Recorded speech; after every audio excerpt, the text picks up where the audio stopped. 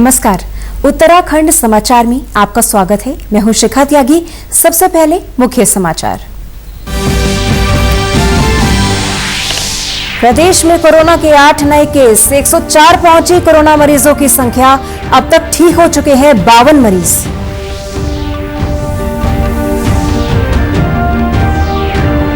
प्रदेश में आधी सवारियों के साथ बसों के संचालन को मंजूरी।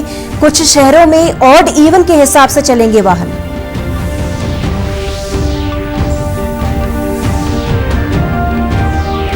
रुद्रप्रयाग में खुलेगा ऑक्सीजन जनरेटर प्लांट। स्वास्थ्य केंद्र बनेंगे आत्मनिर्भर।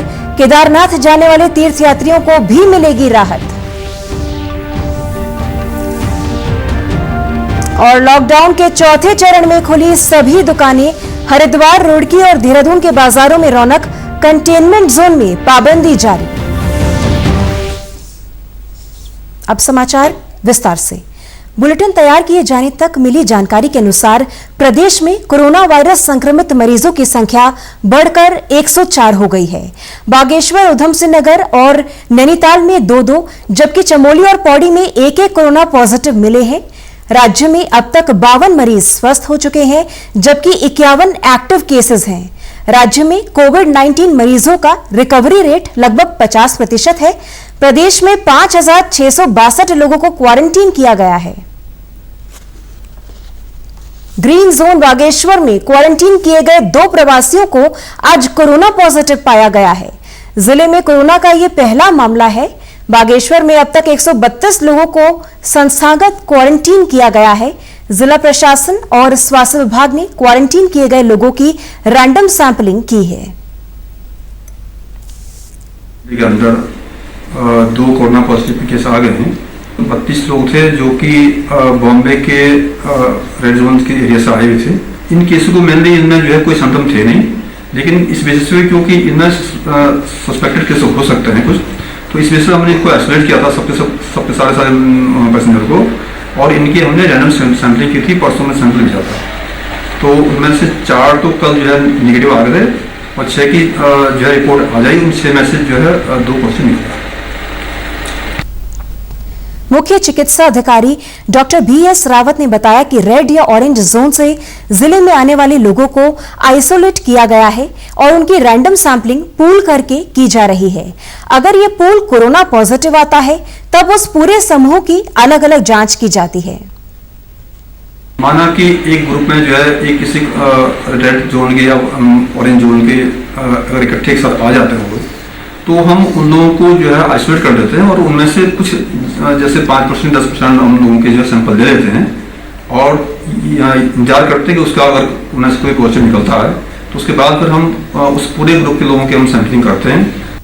टेस्ट में उसका मेथड सबका एक ही जैसा है कि नोज और थ्रोट के सैंपल लिए जाते हैं और इसको जो है पूल सिस्टम भी कहते हैं। और पूल सिस्टम में हम लोग 5 या 6 लोगों का जो है एक साथ मतलब एक ही सैंपल के बॉक्स में भेज सकते हैं और उनमें से जो है फिर अगर एक का भी निकल जाता है तो फिर बाकी में टेस्ट करना पड़ता है। चमोली जिले के गैरसेंण में कोरोना पॉजिटिव मिलने का असर आज बाजारों में देखने को मिला।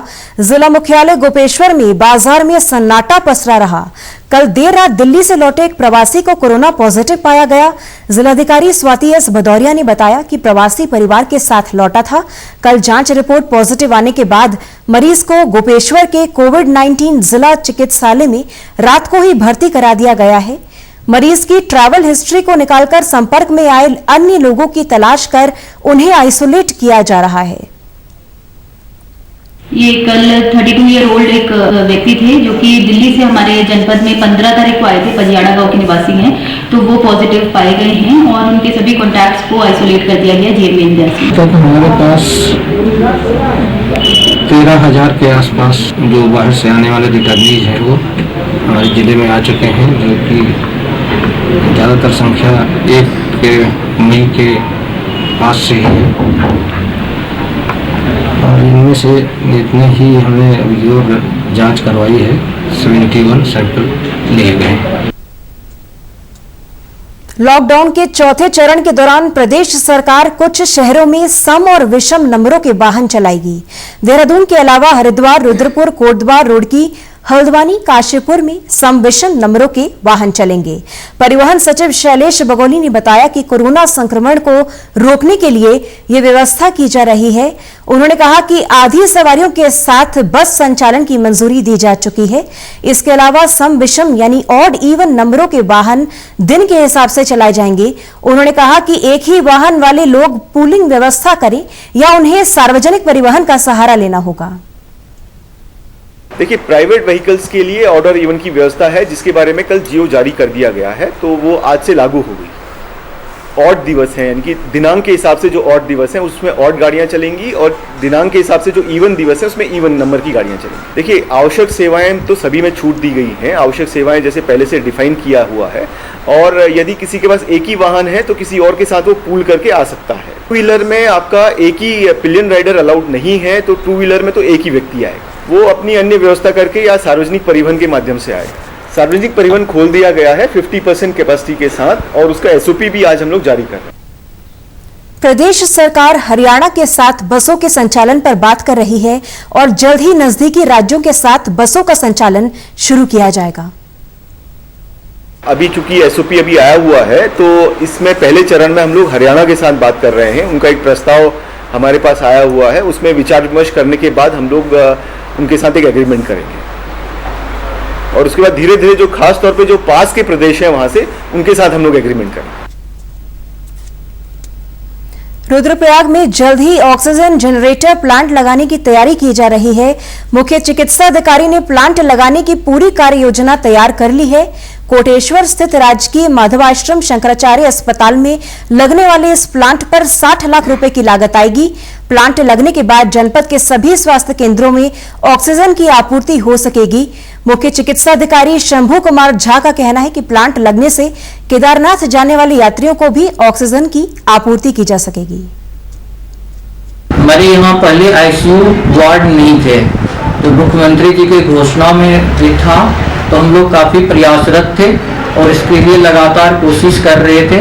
तो फिर हमारे जिलाधिकारी महोदय के द्वारा भी, महानिदेशक के महोदया के द्वारा भी, और हम सभी मिलके इसको तुरंत मैंने अभी शुरू करा लिया आईसीयू का, जिसका उद्घाटन हमारे माननीय मुख्यमंत्री जी के ने ऑनलाइन किया हुआ है।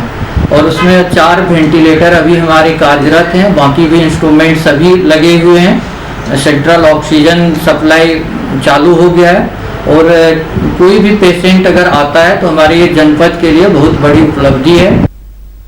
गौरतलब है कि अभी रुद्रप्रयाग के अस्पतालों और केदारनाथ यात्रियों को ऑक्सीजन के लिए ऋषिकेश पर निर्भर रहना होता था। केदारनाथ में ऑक्सीजन की कमी के कारण हर साल कई तीर्थयात्रियों की मौत हो जाती थी। लॉकडाउन के चौथे चरण में प्रदेश के सभी बाजार और दुकानें खुल गई हैं। बाजार खुलने से व्यापारियों को राहत मिली है और बाजार में रौनक है। व्यापारियों का कहना है कि सोशल डिस्टेंसिंग और कोरोना से बचाव के तरीकों को अपनाने से जिंदगी पटरी पर लौट सकती है। व्यापारियों को अब ईद और पर्यटन से उम्मीदें हैं। हरिद्वार लॉकडाउन के चौथे चरण में रेड जोन से ग्रीन जोन में आ गया है। व्यापारी नेता कैलाश केसवानी ने कहा कि तीर्थ नगरी हरिद्वार में गंगा के प्रति आस्था को देखते हुए यहां पर पर्यटन व्यवसाय के भी गति पकड़ने का अनुमान है। इस टाइम मोक्षदायिनी गंगा के रूप में गिनी जाती है, तो हमारे को लगता है जिस तरीके से सब कुछ नॉर्मलाइज होगा, सबसे ज्यादा लोगों का रुझान जो गंगा जी की तरफ आस्था को देखते हुए रुझान बढ़ेगा, और हरिद्वार का टूरिज्म जो इस टाइम पे एकदम बिल्कुल नीलबटा सन्नाटा 0/0 हो रखा है, इस टाइम पे धीरे धीरे अपनी पूरी गति को पकड़ लेगा और कुछ दिनों के अंदर ही सब कुछ नॉर्मलाइज होने की स्थिति आ जाएगी। व्यापार मंडल के अध्यक्ष सुरेश गुलाटी का कहना है कि सभी दुकानें खुलने से व्यापारियों और दुकानों में काम करने वाले कर्मचारियों को लाभ होगा। आज व्यापारी बहुत खुश है, कम से कम वो दिक्कतें दूर होंगी जो अभी धीरे धीरे जो फर्स्ट डाउन में हम लोग देखेंगे कि दुकानों के अंदर जो माल पड़ा हुआ हमारा सड़ रहा था, 2-2 महीने से लेबर नहीं आई थी और हमारी दुकानों में माल खराब हो रहा था। आज की डेट में व्यापारी 5-7 दिन तो उस माल को सफाई करने में और उसे ठीक करने में लगाएगा, और उम्मीद ये करता हूँ कि आगे आने वाले 8-10 दिन में नॉर्मल हो जाएगा माहौल और दुकानें खुल जाएंगी, व्यापार अपनी गति को पकड़ लेगा, और कर्मचारी भी हमारे परेशान थे और मालिक भी, सब लोग पटरी पे आ जाएंगे। रुड़की के खाताखेड़ी नगला इमरती गांव अभी कंटेनमेंट जोन में है और वहां पर पूरे इलाके को सील करके किसी भी प्रकार की आवाजाही प्रतिबंधित है। रुड़की के एएसडीएम गोपाल सिंह चौहान का कहना है कि लोग बेवजह से बाजारों में भीड़ न लगाएं। मॉल को छोड़ के सारी दुकानें फिलहाल खुलेंगी, लेकिन शर्त यह है कि सोशल डिस्टेंसिंग का अनुपालन किया जाएगा, मास्क का कंपलसरी अनुपालन करना होगा और सैनिटाइजर रखना होगा। अगर एक दुकान में 2 बंदे अगर खड़े हैं तो कम से कम 6 फीट की दूरी उनको बनाए रखनी पड़ेगी। ग्रामीण क्षेत्र में भी नियम यही है, दुकानें खुली रहेंगी और मॉल को छोड़ के। भले ही हरिद्वार जिले को ग्रीन जोन घोषित किया है या ग्रीन जोन में आ गया है, लेकिन फिर भी हमको सतर्क रहने की जरूरत है। लॉकडाउन 4.0 के दौरान प्रदेश में आज से सभी दुकानों को प्रतिदिन खोलने की अनुमति दी गई है। होटल और रेस्टोरेंट को सिर्फ होम डिलीवरी करने की छूट दी गई है। सभी दुकानें सुबह 7 बजे से लेकर शाम 4 बजे तक खोली जाएंगी। इस दौरान मास्क और सोशल डिस्टेंसिंग को जरूरी किया गया है। देहरादून में दून वैली महानगर उद्योग व्यापार मंडल के अध्यक्ष पंकज ने कहा कि रोजाना दुकान खुलने से लोगों की आर्थिक स्थिति में सुधार आएगा। लॉकडाउन 4 में जो राहत सरकार द्वारा दी जा रही है, उससे मुझे ऐसा लगता है कि जैसे व्यापारियों की कुछ आर्थिक स्थिति भी अच्छी होगी। साथ ही जैसे जैसे धीरे धीरे चीज़ें ठीक हो रही है, तो सरकार भी निर्णय अपने स्तर से ले रही है कि आने वाला समय एक अच्छे तरीके से चले। कोरोना के केसेस लगातार देहरादून क्या उत्तराखंड में भी बढ़ ही रही है। सारी दुकानें एकदम खुलने से क्या होगा कि भीड़ हो जाएगी बहुत ज़्यादा बाजार में, स्थिति गंभीर रहेगी क्योंकि कोरोना भी फैलने का डर रहेगा। ज्वेलरी शॉप, रिपेयरिंग और कपड़ों का व्यवसाय करने वाले दुकानदारों ने दुकान खोलने को लेकर खुशी जाहिर की। हम अपनी दुकान पे सैनिटाइज वगैरह रखते हैं, सोशल डिस्टेंसिंग का भी ध्यान रखते हैं और कस्टमर को भी हम थोड़ा ज्वेलरी पे भी हम उनको बोलते हैं कि थोड़ा अपना हाथ कम लगाएं। इन चीज़ों का हम बहुत ध्यान रखते हैं। अब जो ये खुला है उससे हमें बहुत अच्छा लगा। ये हम सीएम साहब का धन्यवाद करते हैं। रोज डेली दुकान खुलेगी, हमारी आर्थिक स्थिति सबकी अच्छी होगी, जितने भी हमारे यहाँ काम करते हैं बंदे। और मोदी जी का हम तहे दिल से धन्यवाद अदा करते हैं कि उन्होंने हमारे को बहुत ज़्यादा इस लॉकडाउन में रियायत दी है। लॉकडाउन के दौरान प्रदेश सरकारों के बीच रेलगाड़ियां चलाने की सहमति मिलने से प्रवासियों को लाने ले जाने का काम शुरू हो गया है। उत्तराखंड सरकार ने आज देहरादून रेलवे स्टेशन से मणिपुर के लिए श्रमिक स्पेशल ट्रेन चलाई। इस ट्रेन में 402 श्रमिकों को भेजा गया। देहरादून से आज 2 और ट्रेन बिहार के औरैया के लिए रवाना की गई। देहरादून के जिलाधिकारी आशीष श्रीवास्तव ने बताया कि आज देर रात तक 2304 श्रमिकों को बिहार भेजा जाएगा। आज जो है अभी सुबह 402 लोगों को मणिपुर स्पेशल ट्रेन से भेजा गया है, जो मणिपुर सरकार की तरफ से अरेंज की गई थी। और उसी तरीके से अभी वर्तमान में थोड़ी देर में अररिया के लिए ट्रेन बिहार के लिए जा रही है, जिसमें 1152 लोग हैं वो अररिया बिहार जाएंगे। और इसके बाद शाम को आज 7 बजे एक और दूसरी ट्रेन चलेगी, जिसमें भी 1152 लोग खगड़िया बिहार के लिए जाएंगे। उत्तराखंड के समाचारों में इतना ही। चलते चलते मुख्य समाचार एक बार फिर। प्रदेश में कोरोना के 8 नए केस, 104 पहुंचे। कोरोना मरीजों की संख्या, अब तक ठीक हो चुके हैं 52 मरीज।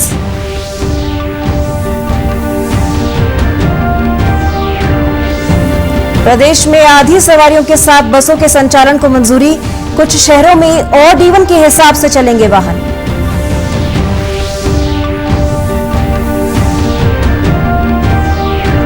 रुद्रप्रयाग में खुलेगा ऑक्सीजन जनरेटर प्लांट। स्वास्थ्य केंद्र बनेंगे आत्मनिर्भर। केदारनाथ जाने वाले तीर्थयात्रियों को भी मिलेगी राहत। और लॉकडाउन के चौथे चरण में खुली सभी दुकानें। हरिद्वार, रुड़की और देहरादून के बाजारों में रौनक। कंटेनमेंट जोन में पाबंदी जारी। फिलहाल इस बुलेटिन में इतना ही। हमारी पूरी टीम को दीजिए इजाजत। नमस्कार।